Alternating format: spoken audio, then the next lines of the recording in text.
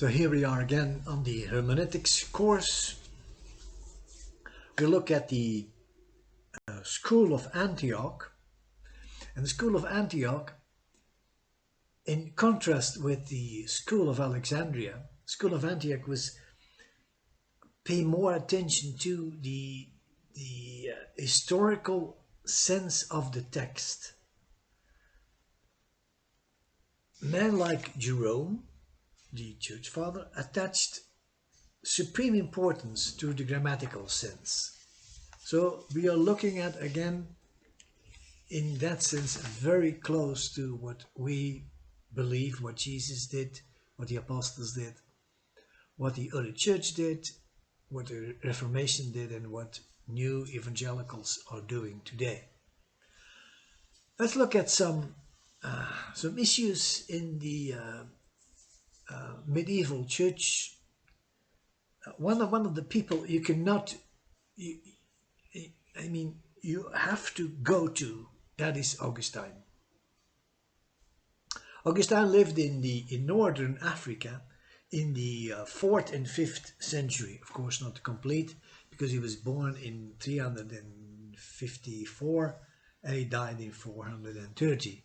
Augustine dominated the Western Christian theology for a millennium. Remember, we talked about other people doing that. He did that too. He was more a theologian, similar like Irenaeus, but not like Origen. And the saying from Augustine, and I think it's important,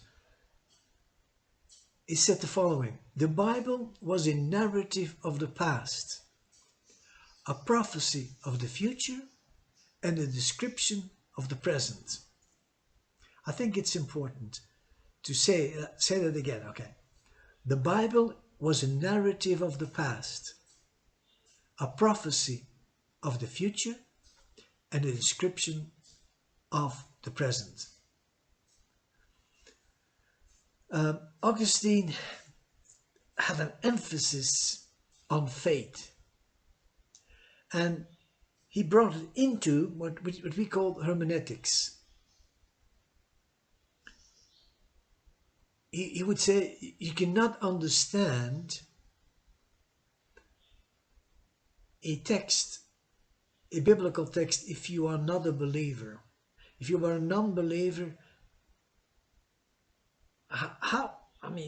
you're missing a part of the explanation, because the explanation is not in you. How can you bring it out? So again, difficulty here. He embraced the teaching that the tradition of the church we use to interpret the scripture. The scripture provided a foundation for the creed of the church. Yeah, well, in today's church, there's a group of people who say we need to go back to the creed. Yeah, well, we need to go back to the Bible, because the creed should be reflecting the Bible. But not always. Just think about it. The Apostolic Creed actually has nothing to do with the apostles, but it was called the Apostolic Creed. And in the Apostolic Creed there's a difficulty there. I'm not going to touch on it, but it's something. Let's say it this way: you should put it between question marks, because what is it? You don't know. Okay, so you have Augustine, you have the creeds, you have the church, you have the interpretation. Many things are okay, of course. Okay. He is in line with other people in the 2nd and 3rd century. Like I said, he lived in the 4th and in the 5th. What do we see with the medieval interpretation? That is from Augustine in, let's say, around 400 to 1500 AD. That's just before the time of the Reformation. 1100 years, okay? We are talking about a major chunk of church history. Bible study was restricted to just people in monasteries, and it consisted out of reciting text and copying manuscripts. That's not what we call Bible study. Bible study is studying the Bible. It's not copying the Bible or reciting a Bible verse. All of them are interesting, but that's not Bible study. But the problem was, yeah, of course we have to go back in time to understand that, illiteracy was rampant. Some people say that only 2% of the people could read and write. Can you imagine a culture built on people who cannot read and write? They cannot write down things for the future. They cannot write down things for the next generation. The only thing they can do is speak it, say it. And while they are saying it, you can almost say it's lost. In many cases, people say it goes one ear in and the other ear out. So, yeah, oral is fine, but it's not as strong as the written material. And oral is very difficult to control. Because we are not talking about commas and periods, because they are not in the oral tradition. Like I said, remember before I said, Jesus is now here.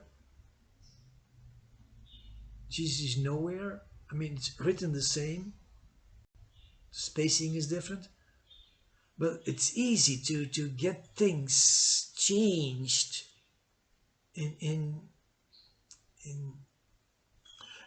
I remember we had a small bookshop in next to our first church, and on the window we had displayed Jesus. It was actually Jezus leeft. It means Jesus is alive, but in the Flemish it's Jezus leeft. And we had a group of Canadians coming over, and they looked at it and they said, "What? What's happening? Jesus left." Yeah. You know. Okay, see, you see that the context is incredibly important. But you take it out of context, it's not going anywhere. The medieval interpretation did not take context in consideration. Sorry.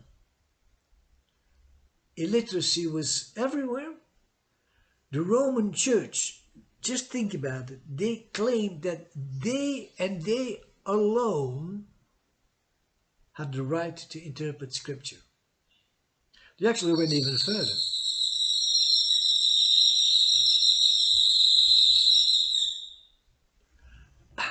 What a noise. That's what you have when you have an open door library.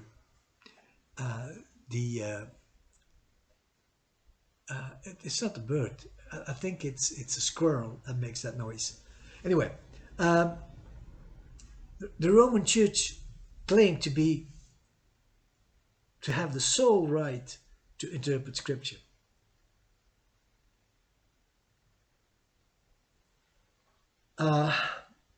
Hermeneutics had only one purpose, that is to strengthen and advance the teaching of the Roman Church.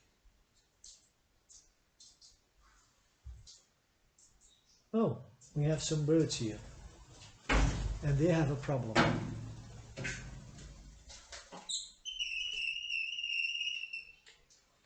Yeah, we have some birds here, and they have a problem. So let's close this session